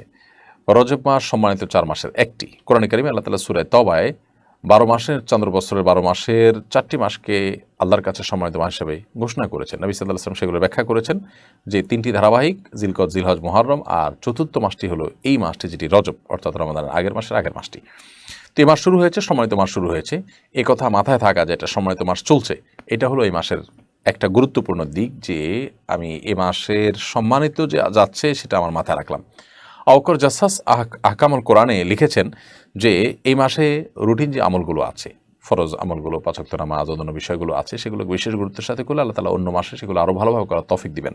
আর এই মাসে গুনাহ থেকে বেঁচে থাকার জন্য চেষ্টা করলে আল্লাহ তাআলা অন্য মাসে গুনাহ থেকে বেঁচে থাকার তৌফিক দিবেন, সুযোগ দিবেন। সেজন্য একজন মুসলিম হিসেবে আমাদের এই মাসে গুনাহ থেকে বেঁচে থাকার চেষ্টা করা উচিত। আল্লাহ তাআলা নির্দেশ করেছেন কোরআনে আলাদা করে, ফালা তাজলিমু ফিহিন্না আনফুসাকুম, তোমরা এই মাসে নিজেদের প্রতি অবিচার করো না। অন্য মাসে গুনাহ করার চাইতে এই মাসে গুনাহ করার অপরাধ বেশি, কারণ সম্মানিত মাসে গুনাহ করার দায় আমাদেরকে নিতে হচ্ছে, সেজন্য এটি লক্ষ্য রাখতে হবে। এছাড়া রজব মাসের জন্য আলাদা কোনো আমল, আলাদা কোনো আপনার করণীয় কোরআন হাদিসে বলা হয়নি। তবে একটি দোয়ার কথা আমরা শুনি, আল্লাহুম্মা বারিক লানা ফি রজব ওয়া শাবান ওয়া বাল্লিগনা রমাদান। আল্লাহ রজব এবং শাবানে আমাদেরকে বরকত দান করুন এবং রমজান পর্যন্ত আমাদেরকে পৌঁছার তৌফিক দান করুন। এটি হাদিসে বর্ণিত হয়েছে, তবে সে হাদিসের সনদ নিয়ে মুহাদ্দিস গ্রহণের আপত্তি রয়েছে। যদিও এ হাদিসের মূল বক্তব্যে নিয়ে কারোর আপত্তি নেই এবং এটার অর্থ ভালো, মৌলিকভাবে সেই অর্থটা যে কোনো সময় আল্লাহ তাআলার কাছে এরকম দোয়া নিবেদন করা যেতে পারে এবং এটা ভালো এবং প্রশংসনীয়। বাট এই দোয়াটা যে হাদিসে আছে যে রজব মাসে এটা করতেন নবী সাল্লাল্লাহু আলাইহি ওয়াসাল্লাম বা করতে উৎসাহিত করেছেন, সেই বিষয়টি বিশুদ্ধ হাদিস দ্বারা প্রমাণিত নয়। আশিক আরমান লিখেছেন, পোষা পাখিকে নিজের কাঁধে নেওয়া যাবে কিনা? পোষা পাখি কেন, যে কোনো পাখিকে আপনি চাইলে কাঁধে নিতে পারেন, আপনার করে নিতে পারেন, নাপাক না হয় সে দিকটা খেয়াল করবেন, বাকি করে নেওয়াতে কোনো অসুবিধা নেই। বরং প্রত্যেকটা প্রাণীকেই আপনার মমতা প্রদর্শন করার নির্দেশ নবী সাল্লাল্লাহু আলাইহি ওয়াসাল্লাম দিয়েছেন এবং প্রত্যেকটা প্রাণীর প্রতি দয়া পরবশ হলে, মমতা পরায়ণ হলে তার বিনিময়ে আজর দেওয়া হবে, সেটিও নবী সাল্লাল্লাহু আলাইহি ওয়াসাল্লাম বলেছেন। আনিকা আশা আপনি লিখেছেন, প্রতি শুক্রবার কি লাইভ হয় জানাবেন প্লিজ। হ্যাঁ বোন আনিকা, প্রতি শুক্রবার লাইভ হয়ে থাকে এবং সেটি বাংলাদেশ সময় 8টা 15 থেকে 9টা 15 পর্যন্ত 1 ঘন্টা ব্যাপী লাইভটি হয়ে থাকে ইনশা আল্লাহ তাআলা। এই লাইভটি আল্লাহ যদি আমাদেরকে বাঁচিয়ে রাখে, আমরা যদি সহি সালামতে থাকি, ইনশাআল্লাহ তাআলা লাইভটি অব্যাহত থাকবে। সাইফুল ইসলাম আপনি লিখেছেন, আমি আলিয়া মাদ্রাসায় পড়ি, আমার সাথে মেয়েরাও পড়ে, তাদের মধ্যে কেউ পর্দা করে আবার কারোর মুখ খোলা থাকে, এ ধরনের মেয়েদের সাথে পড়া যাবে কি না? ভাই সাইফুল ইসলাম, তাদের সাথে যদি আপনি পড়েন এবং তারা যদি চোখে পড়ার মতো হয়, অর্থাৎ প্রাপ্তবয়স্কের কাছাকাছি হয়, নিশ্চয়ই সেরকমই হওয়ার কথা, আপনার প্রশ্ন ধরন ধরে বুঝতে পারছি। তাছাড়া আপনি তার ছোট শিশু নন নিশ্চয়ই। অতএব আপনার সমপর্যায়ে বা আপনার সহপাঠী যে সমস্ত মেয়েরা, তাদের থেকে আপনার পর্দা আর বিধান, তাদের প্রতি পর্দার বিধান প্রযোজ্য এবং সেটি মেনটেন করা উচিত আপনার। এখন কথা হলো, তারা যদি কেউ মুখ খোলা রাখে তাহলে আপনি কী করবেন? আপনি নিজের চোখকে হেফাজত করবেন, দৃষ্টিকে হেফাজত করবেন, এমন পজিশনে বসবেন যে তার সাথে মুখোমুখি না হয়, চলাফেরার ক্ষেত্রে সাবধান থাকবেন। আর যদি সেটাও কঠিন হয় তাহলে শুধু ছেলেদের যে প্রতিষ্ঠান সেখানে ভর্তি হবেন যেখানে মেয়েরা পড়ে না। এই যে ছেলে এবং মেয়েকে একসাথে পড়ানো হয়, আমি তো জানি যে আমাদের দেশে মেয়েদের যে স্পেশাল যে প্রতিষ্ঠানগুলো আছে এগুলো শুধু মেয়েরা পড়ে, এবং বয়েজ যে স্কুলগুলো আছে সেখানে শুধু ছেলেরা পড়ে, সেগুলোতে পড়ালেখা খারাপ হয় না। তাহলে কেন সেগুলোকে ছেলে এবং মেয়েকে মিশিয়ে ফেলার একটা চেষ্টা চালাতে হবে? পশ্চিমারা তাদের অনেক আবর্জনা আমাদের দেশগুলোতে ছুঁড়ে ফেলে দেয়, আমাদেরকে আপনার উন্নতির নামে সেগুলো তারা গেলায়। এর মধ্যে থেকে এটাও একটি বিধায় আমাদেরকে সাবধান থাকতে হবে। যেখানে আমার ইমান আমল হেফাজত থাকতে পারে না, সেখানে ওই শিক্ষা দিয়ে আমি কি করব? এমডি আরিফুল হক আপনি লিখেছেন, একজন আলেম বলেছেন 4 রাকাত বিশিষ্ট নামাজের দ্বিতীয় রাকাতে যদি ভুলে তাশাহুদের পর দুরুদের কিছু অংশ পড়ে ফেলি, তাহলে নাকি সর্বশেষ বৈঠকে সিজদা সাজদা দিতে হবে, বলবেন? ফরজ নামাজের দ্বিতীয় রাকাতে আপনার ভুলে তাশাহুদের পর দুরুদ পড়ে ফেলেন, আল্লাহুম্মা সাল্লি আলা মুহাম্মাদ এই পর্যন্ত পড়ে ফেলেন বা আরও বেশি পড়ে ফেলেন, তাহলে সেক্ষেত্রে হানাফি মাযহাবের আলোকে সিজদা সাজদা দিতে হবে। কারণ ফরজ নামাজের দ্বিতীয় রাকাতে বৈঠকে তাশাহুদ পড়ার পর বিলম্ব না করে খুব দ্রুততার সাথে দাঁড়াবার জন্য কিন্তু নির্দেশও রয়েছে নবী সাল্লাল্লাহু আলাইহি ওয়াসাল্লামের হাদিসে, এবং খুব দ্রুত দাঁড়াতে। তো এখানে আপনি বিলম্ব করেছেন, সেজন্য এই সিজদা সাজদা আপনার জন্য বর্তাবে। আরও এর সপক্ষে নানা রকমের যুক্তি এবং দলিল প্রমাণ ইত্যাদি আছে। যদিও এই ব্যাপারে আরব ওলামাদের মত হলো, সৌদি আরব ওলামাদের মত হলো ভিন্ন। তারা মনে করেন যে সিজদা সাজদা লাগে না, তো সিজদা সাজদা দেওয়াটা নিরাপদ। অশিস ভাই এআরই থেকে আপনি লিখেছেন, আমার বাড়ি ইন্ডিয়াতে, আমাদের এখানে বয়স্ক মানুষ মারা গেলে কবরস্থানে মিষ্টি বিতরণ করা হয়, এ বিষয়ে কিছু বলবেন? দেখুন, বয়স্ক মানুষ মারা গেলে কবরস্থানে মিষ্টি বিতরণ করার সাথে তো শরীয়তের কোনো সম্পর্ক নেই। আপনাদের অঞ্চলে মানুষ এটা কেন করে সেটা দেখতে হবে।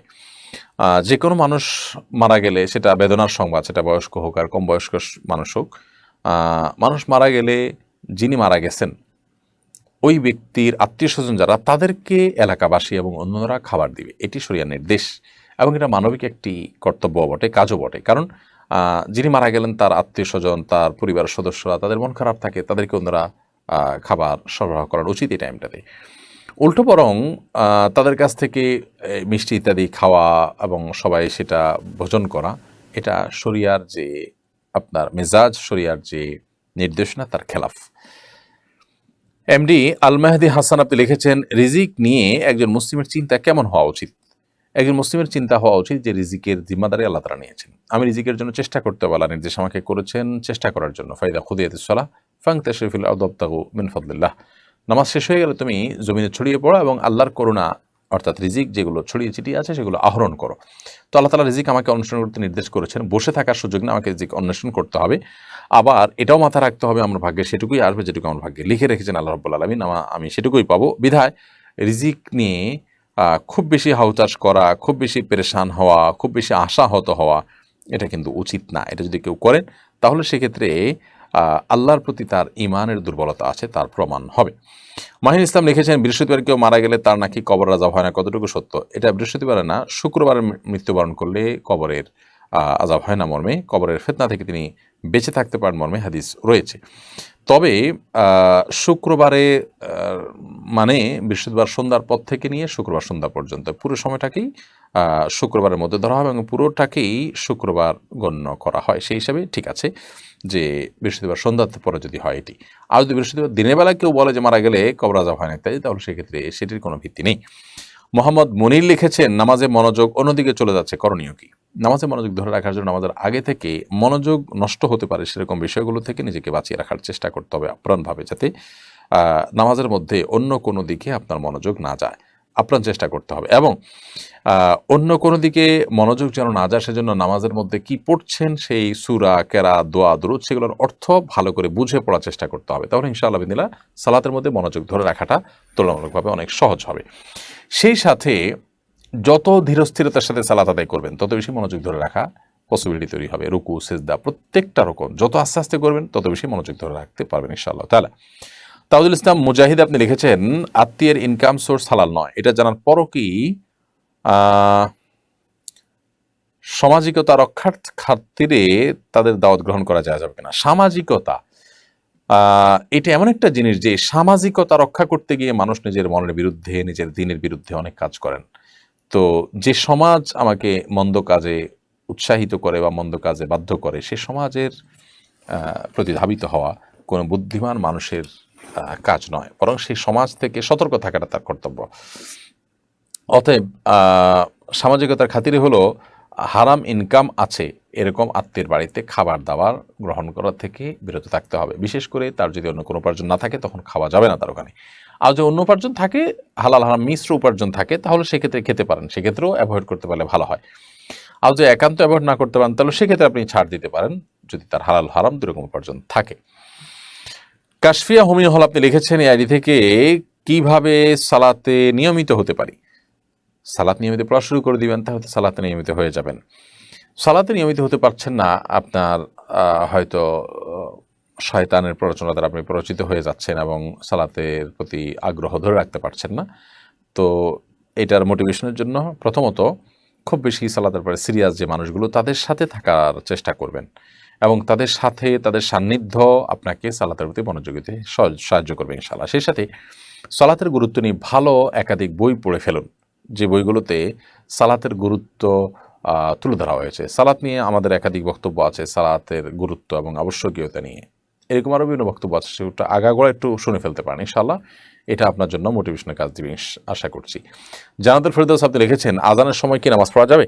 আজানের সময় নামাজ পড়া যাবে, কোনো অসুবিধা নেই। ওয়াক্ত হয়ে গেছে, ওই ওয়াক্তে নামাজ পড়তে পারেন, বা অন্য নামাজ পড়ছেন, এদিকে আজান চলছে, কোনো অসুবিধা নেই। তবে আজান যখন শুরু হয় তখন নামাজ শুরু না করে আজানের জবটা দিয়ে তারপর নামাজ পড়া উত্তম, কারণ আজানের জব দেওয়া একটা ইবাদত। ওই টাইমে একটা ইবাদত করার সুযোগ আছে, সেই ইবাদতটা করে তারপর আপনি অন্য ইবাদতে শামিল হলেন। আর যদি আপনি সালাত শুরু করেছেন, এদিকে আজান শুরু হয়েছে, কোনো অসুবিধা নেই, আপনার সালাত অব্যাহত রাখবেন। ফাতেমা বেগম এআইডি থেকে আপনি লিখেছেন, আমার বাসার পাশে মহিলাদের জামাতে তারাবির নামাজ হয়, হুজুর খতম তারাবি পড়ান, যারা পড়ান তারা পর্দার আড়ালে থাকেন, মহিলারা পর্দার অপর পাশে এবং কিছু মহিলা ঘরের মধ্যে পড়েন, এভাবে পড়া যাবে কিনা? পুরুষদের তারাবির জামাতের মধ্যে মহিলারা আলাদা করে পর্দার সাথে শামিল হতে চাইলে হতে পারেন, যদিও মেয়েদের জন্য বাসা বাড়িতে নামাজ পড়া অধিকতর উত্তম বলেছেন নবী সাল্লাল্লাহু আলাইহি ওয়াসাল্লাম। এমডি কেফায়েতুল্লাহ মাদানী আপনি লিখেছেন, আমি এক মসজিদ থেকে আজান দিয়ে নামাজ পরে আবার আরেকটি মসজিদে আজান দিয়েছি, সে আজান কি সহিহ হবে? আপনি যে মসজিদ থেকে আজান দিয়ে নামাজ পড়ার পর আরেক মসজিদে গিয়ে আজান দিয়েছেন, সেটা আপনার কাজটা সঠিক হয়নি। এক ব্যক্তি দুই জায়গায় আজান দিবেন এরকম কোনো বিষয় শরিয়াতে এরকম কোনো নজির নেই, বরং আপনি আপনার জায়গায় আজান দিয়েছেন, সালাত আদায় করেছেন, নতুন কোনো জায়গায় অন্য কেউ সালাত আদায় আজান দিবেন, কারণ আজান দেওয়ার লোকের তো এত টান পড়েনি যে আপনাকে একাধিক জায়গায় আজান দিতে হবে। সালমা ইসলাম তন্দরা এআইডি থেকে আপনি লিখেছেন, কোন আমল করলে সংসারে শান্তি বজায় রাখা যাবে এবং তৃতীয় ব্যক্তির বদনজর থেকে সংসারকে রক্ষা করা যাবে? সকাল সন্ধ্যার দোয়াগুলো খুব বেশি আমল করবেন, তিনকুল, বিসমিল্লাহিল্লাযী আসমিহি, এগুলো খুব বেশি পড়বেন, বদনজর যাতে না লাগে, বদনজর থেকে বাঁচার জন্য এই সকাল সন্ধ্যার আমলগুলো গুরুত্বপূর্ণ। এছাড়া নিজের মধ্যকার অশান্তি যাতে নষ্ট না হয় সেজন্য যথাসম্ভব আল্লাহ সুবহানাহু ওয়া তাআলার কাছে দোয়া করবেন এবং সকল বস্তুর অনিষ্ট থেকে বাঁচার জন্য নবী সাল্লাল্লাহু আলাইহি ওয়াসাল্লামের যে আমলগুলো আছে সেগুলো করতে থাকবেন, ইনশাআল্লাহ আল্লাহ তাআলা হেফাজত রাখবেন।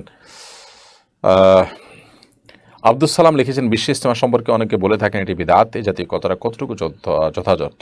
বিশ্ব ইজতেমা বিদআত হতে যাবে কেন ভাই? ইজতেমা মানে সমাবেশ, সম্মিলন। বিশ্ব ইজতেমা মানে হলো বৈশ্বিক সম্মেলন, যে সম্মেলন পৃথিবীর বিভিন্ন দেশে মানুষ একত্র হয়, বা একটা সংগঠনের, একটা জামাতের, একটা ইসলামিক কোনো একটা অ্যাক্টিভিটিসের আপনার বৈশ্বিক পর্যায়ের যদি সম্মেলন হয় সেটা বিশ্ব ইজতেমা। তো এটা তো কোনো নাজায়েজ কিছু না।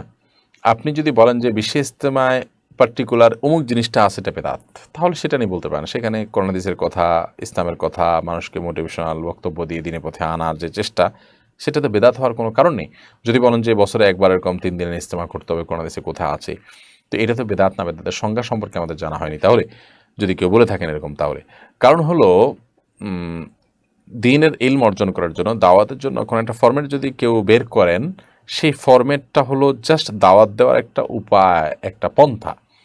যেমন আমি কোরআন পাঠ করার জন্য কাগজের কোরআন ছাপিয়ে নিয়েছি, এটা একটা পন্থা মাত্র। এটা কিন্তু এবাদতের মধ্যে কোনো বৃদ্ধি না, জাস্ট এবাদত করতে সহায়ক হয় সেরকম কিছু আমি করলাম। আমরা যে রেহাল ব্যবহার করি, কোরআন হাদিসে কি আছে? নাই। আমরা যে আলেম হওয়ার জন্য 10 বছর 12 বছরের কোর্সের কথা বলি, কোরআন হাদিসে কি এইভাবে কোনো বছর ভিত্তিক কোর্সের কথা বলা আছে? নাই। তার মানে কি এগুলো সব বেদাত? বেদাত না। বেদাত হবে তখন যখন ইবাদতের পদ্ধতির মধ্যে, ইবাদতের প্রক্রিয়ার মধ্যে, পরিমাণের মধ্যে আমরা কোনো প্রকার সংযোজন বিয়োজন করবো, তখন। বিধায় বিশেষ ইজতেমা এরকম আরও দিনই বিভিন্ন প্রোগ্রাম আছে। আমরা অনেকে এই যে সাপ্তাহিক আমরা লাইভ অনুষ্ঠান করি, তাহলে কি এটাকে বেদাত বলবেন? কোনো আলেম তো এটাকে বেদাত বলেন না। বিধায় এটা বেদাতের সংজ্ঞা না বোঝার কারণে অনেকে বলে থাকেন। আরিফুর রহমান লিখেছেন, জিনের অস্তিত্ব সম্পর্কে জানতে চাই। জিনের অস্তিত্ব আছে, এটাকে অস্বীকার করলে ঈমান থাকবে না। সূরা জিন কোরআনে কারিমে আল্লাহ তাআলা এই নামে একটা সূরাই নাজিল করেছেন। জিনদের সাথে নবী সাল্লাল্লাহু আলাইহি ওয়াসাল্লামের সাক্ষাৎ হয়েছে, তারা ঈমান এনেছে, পরিষ্কার বক্তব্য রয়েছে, এবং আরও বিভিন্ন আয়াতে জিন মানুষের উপরে সাওয়ার সে বিষয়ে বলেছেন। অতএব এটাকে অস্বীকার করলে ঈমান থাকবে না। বিজ্ঞান আজকাল এখনও পর্যন্ত জিনের অস্তিত্বকে স্বীকার করে না, অথচ জিনের উপদ্রব আছে এরকম জায়গায় যদি কেউ যাওয়ার সুযোগ পান, তার কাছে দিনের আলামত পরিষ্কার চাক্ষুষ তিনি দেখতে পারেন দিনের কার্যক্রম, অ্যাক্টিভিটিস, কর্মকাণ্ড। বিধায় এটা কোরআনের একটা অলৌকিকত্ব, যে কোরআন যেটিকে সত্য বলেছে, বিজ্ঞান এখন সেটাকে আবিষ্কার করতে পারেনি। সেটা আমরা আমাদের দৈনন্দিন জীবনে প্রায় সেটার প্রত্যক্ষ দর্শী হতে পারি, সেটার উপস্থিতি আমরা টের পাই। তো এতে আমাদের ঈমান আরও বৃদ্ধি হওয়ার কথা। বিজ্ঞান সব কিছু, বিজ্ঞান তো একটা ধারণার নাম, বিজ্ঞান তো কোনো চূড়ান্ত কিছু না। বিজ্ঞানের যে ধারণা, বিজ্ঞানের যে তথ্য, সেটা পরিবর্তন হতে থাকে, গবেষণা চলতে থাকে। অনেক কিছু বিজ্ঞান একসময় স্বীকার করে, এখন স্বীকার করছে, আবার অনেক কিছু সামনে স্বীকার করবে। তো বিজ্ঞান দিয়ে তো আর কোরআন হাদিস সাব্যস্ত হবে না, সঠিক সাব্যস্ত হবে না, কারণ ধারণা দিয়ে তো নিশ্চিত বিষয়কে মূল্যায়ন করা যায় না।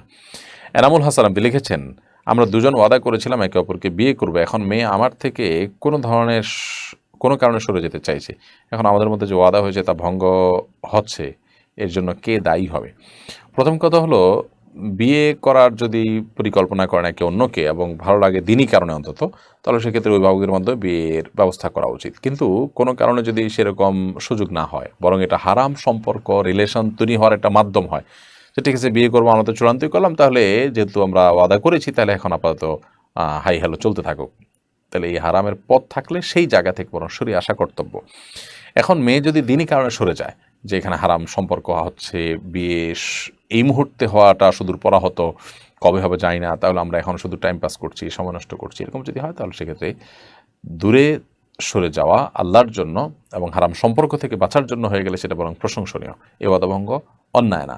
যে ওয়াদা অন্যায় কাজে মানুষকে প্ররোচিত করে, সে ওয়াদা ভঙ্গ করে বরং কর্তব্য। আর যদি এই লেভেলের সমস্যা না হয়, বরং অন্য কোনো সুযোগ সুবিধার জন্য তিনি গেছেন, তাহলে সেক্ষেত্রে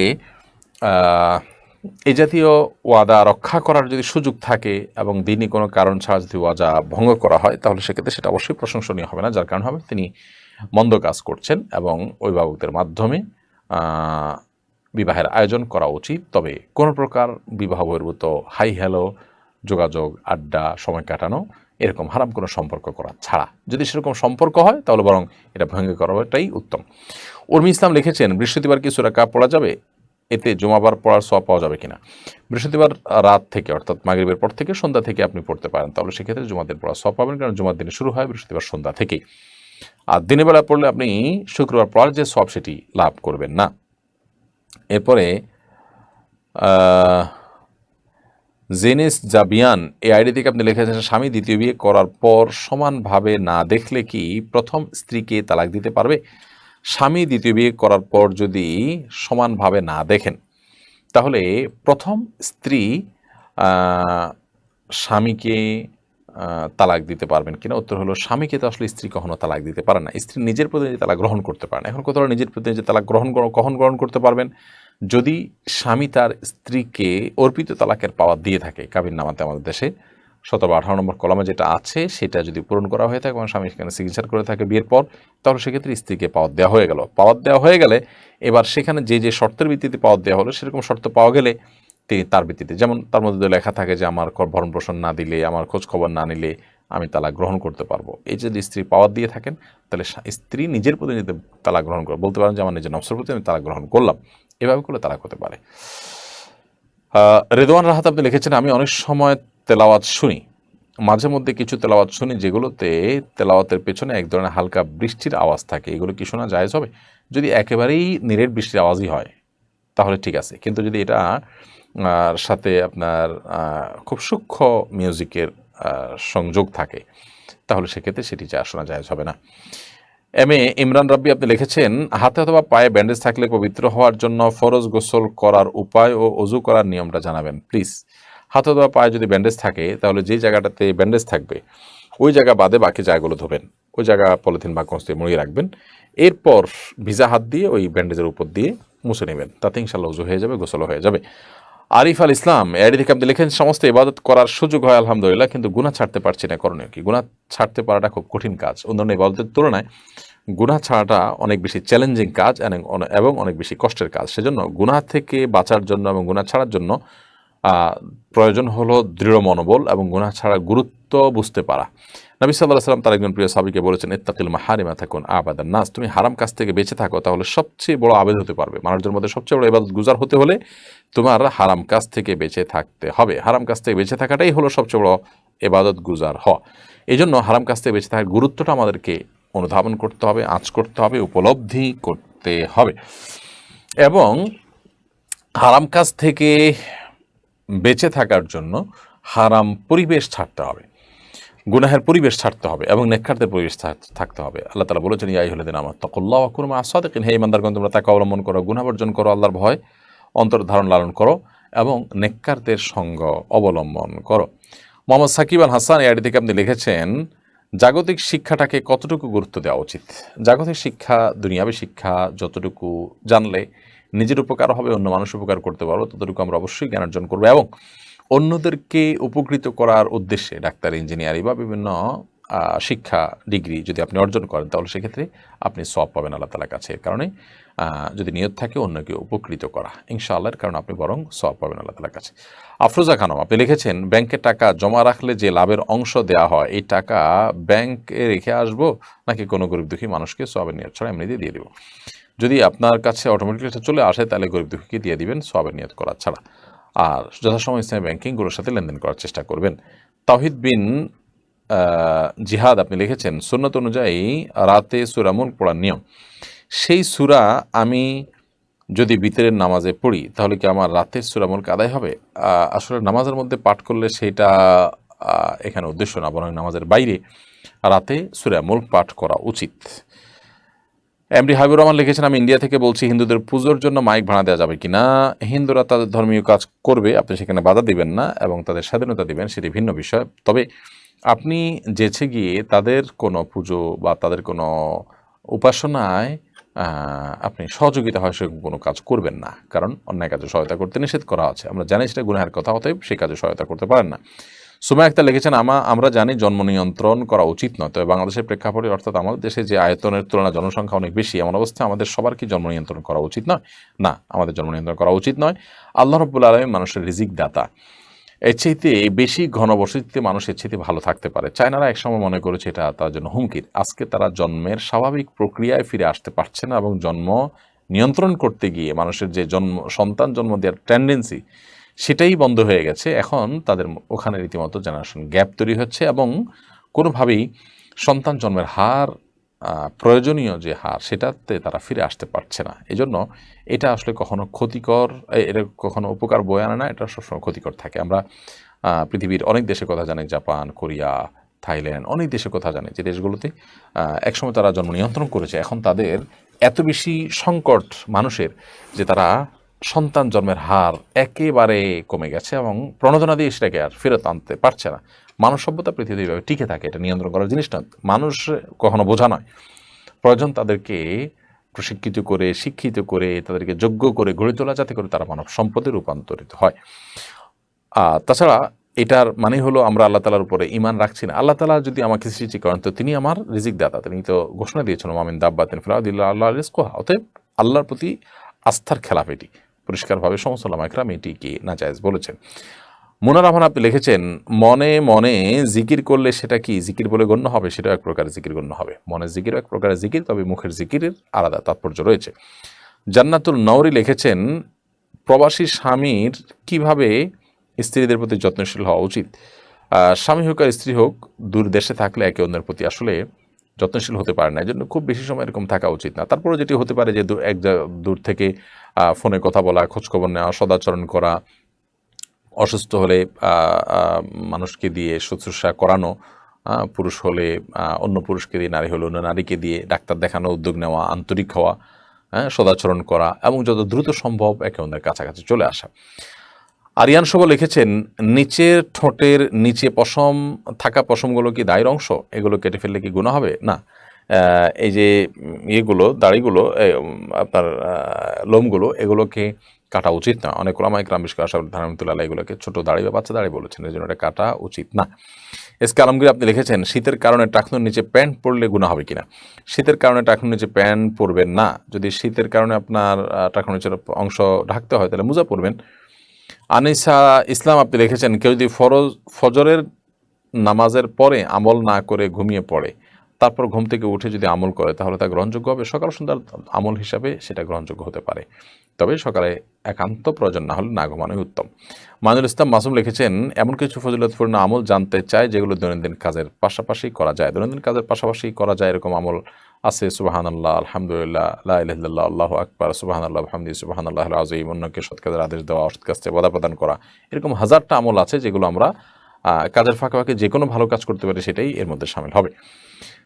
রাইসা অপ্পি আপনি লিখেছেন, বাচ্চাদের রেখে দেওয়া উচ্ছিষ্ট খাবার ফেলে দিলে গুনাহ হবে কিনা? একান্ত বাধ্য না হলে ফেলে দেওয়া উচিত না। খাবার উপযোগী থাকে নাই, কেউ খেতে চাচ্ছেন না, খাওয়ার মতো লোক নাই, তাহলে সেক্ষেত্রে কোনো প্রাণীকে দিলেন, সেটা জায়েজ হতে পারে। আদারওয়াইজ ওটা অন্যদের খেয়ে ফেলা উত্তম। ইউনুস বিন ইসমাইল লিখেছেন, মসজিদের সাউন্ড বক্সের লাইন বাসায় নিয়ে মহিলারা তারাবির নামাজ পড়তে পারবে কিনা? না, এর সুযোগ নেই। এটা মসজিদের হক নষ্ট হবে এবং মসজিদের যে সম্পদ তার খেয়ানত করা হবে। এআই রাব্বি আপনি লিখেছেন, নারী ফিতনা থেকে কিভাবে বেঁচে থাকা যায়? চোখের হেফাজত করতে হবে, বিয়ে দ্রুততার সাথে করতে হবে এবং আল্লাহ তাআলার কাছে পানা চাইতে হবে। আল্লাহুম্মা ইন্নী আউযু বিকা মিনাল ফিতানি মা যাহারা মিনহা ওয়া মা বাতান। আল্লাহ প্রকাশ্য সব ধরনের ফিতনা থেকে আপনার কাছে পানা চাই। হুমায়রা রহমান লিখেছেন, কেউ মারা যাওয়ার 1 বছরের মধ্যে কি আবার নতুন করে কবর দেওয়া যাবে? মারা যাওয়ার 1 বছরের মধ্যে আবার নতুন করে কবর দেওয়ার প্রশ্ন কেন আসলো? যদি এমন হয় যে 1 বছরের মধ্যে তার লাশটা বেড়ে গেছে, কবর ভেঙে গেছে, তাহলে সসম্মানে সেটাকে আবার দাফন করবেন। নাইম খান লিখেছেন, কোন নমুসলিম মেয়ে বিয়ের পরে বাবার বাড়িতে গিয়ে কিছু খেতে পারবে কিনা, অথবা বাবার বাড়িতে গিয়ে কিছু দিন থাকতে পারবে কিনা? পারবে, কোনো অসুবিধা নেই, খেতেও পারবে, থাকতেও পারবে, তবে তার ইবাদতের জন্য বিঘ্ন না হয় এবং তাদের দ্বারা প্রভাবিত যেন না হয় সেটা খেয়াল রাখতে হবে। আর সে চৌধুরী আপনি লিখেছেন, আজানের সময় মাথা কাপড় দিতে হবে, এটা কতটুকু যুক্তিযুক্ত? আজানের সময় মেয়েদেরকে মাথা কাপড় দিতে হবে এরকম কোনো কথা কোনো দেশে কথা বলা নেই। আমাদের দেশে অনেকে মনে করেন যে আজান শুরু হলে মেয়েরা মাথায় কাপড় দিতে হয়, মাথায় গোমটা দিতে হবে। আজান দিলে তারা সাধারণ অবস্থায়, পবিত্র অবস্থায় ওযু করে নামাজ পড়তে হবে, এটা হলো মূল বিষয়। মাথায় কাপড় দেওয়ার সাথে আজানের আসলে সম্পর্ক নেই। সঞ্জিদ শিপাদ আপনি লিখেছেন, প্রেগন্যান্সি অবস্থায় কি তাবিজ ব্যবহার করা যাবে? তাবিজ ব্যবহার করা সুন্নাহর খেলাফ। নবী সাল্লাল্লাহু আলাইহি ওয়াসাল্লাম কাউকে তাবিজ দেননি, ব্যবহার করেননি, করতে বলেননি। তবে কোরআন হাদিসের বিভিন্ন আয়াত, দোয়া, এগুলো চিকিৎসার অংশ হিসাবে, রুকিয়া ঝাড়ফুঁকের অংশ হিসাবে তারা ব্যবহার করতে পারেন। সাবির আহমদ লিখেছেন, মসজিদে প্রবেশের পর তাহিয়াতুল মসজিদের নামাজ আগে পড়বো নাকি তাহিয়াতুল ওযুর নামাজ? মসজিদে প্রবেশের পর তাহিয়াতুল ওযুর নামাজ, যদি আগে ওযু করে থাকেন ওযুর নামাজ পড়বেন, আর যদি ওযু অনেক আগে করে ফেলছেন তাহলে এখন তাহিয়াতুল মসজিদে নামাজ পড়বেন। আর যদি দুইটা একই টাইমে হয়ে থাকে তাহলে এক নিয়তে দুইটা করতে পারেন। আর রাকিবের বউ আইডি থেকে লিখেছেন, এক অজুতে কয় রাকাত নামাজ পড়া যায়? যেহেতু আমরা সবাই মোবাইল ব্যবহার করি, সেক্ষেত্রে না চাইলেও না জায়েজ ছবি ভিডিও সামনে চলে আসে, এতে কি ওযু নষ্ট হয়? এরপরে কি নামাজ পড়া যাবে? এ সমস্ত দেখলে ওযু নষ্ট হয় না, তবে সম্ভব থাকলে উজু করে নেওয়া ভালো। আর এক উজু দিয়ে কত রাকাত নামাজ পড়া যাবে এরকম কোনো সীমাবদ্ধতা নেই, বরং যতক্ষণ উজু থাকবে ততক্ষণ আপনি যত খুশি তত নামাজ পড়তে পারবেন। সিনথিয়া প্রমাণিক অর্বিতা লিখেছেন, মসজিদের মাইকে মৃত্যুর সংবাদ কোনো কিছু হারানোর সংবাদ এগুলো দেওয়া যাবে কিনা? মসজিদের মাইকে কোনো কিছু হারানোর সংবাদ দেওয়া যাবে না, আর মৃত্যুর সংবাদ দেওয়া যাবে না। তবে জানাজার ঘোষণা দেওয়া যেতে পারে যে মসজিদে যে অমুকের জানাজায় এত সময় অমুক জায়গা হবে, একটা ইবাদতের ঘোষণা যাচ্ছে হিসাবে দেওয়া যেতে পারে। আল্লাহ আলাম বিসওয়াব। প্রিয় দর্শক, দেখতে দেখতে আমরা 1 ঘন্টার বেশি সময় পেরিয়ে গেছি এবং অনেকগুলো প্রশ্ন উত্তর আজকে দিয়েছি আলহামদুলিল্লাহ। ইনা সবতু ফামিন আল্লাহ। যদি সঠিক কিছু বলে থাকি আল্লাহ তাআলার তরফ থেকে, আর যদি ভুল কিছু বলে থাকি সেটি আমার এবং শয়তানের তরফ থেকে। আল্লাহ তাআলা আমাদের সকলকে বুঝে বুঝে আমল করার তৌফিক দান করুন। আজকে এই পর্যন্তই। আল্লাহ তাআলা আমাদেরকে ইনশাআল্লাহ হায়াতে বাঁচিয়ে রাখলে আগামী সপ্তাহে আবার দেখা হবে। আসসালামু আলাইকুম ওয়া রাহমাতুল্লাহি ওয়া বারাকাতুহু। আসুন্নাহ ফাউন্ডেশন, উম্মার স্বার্থে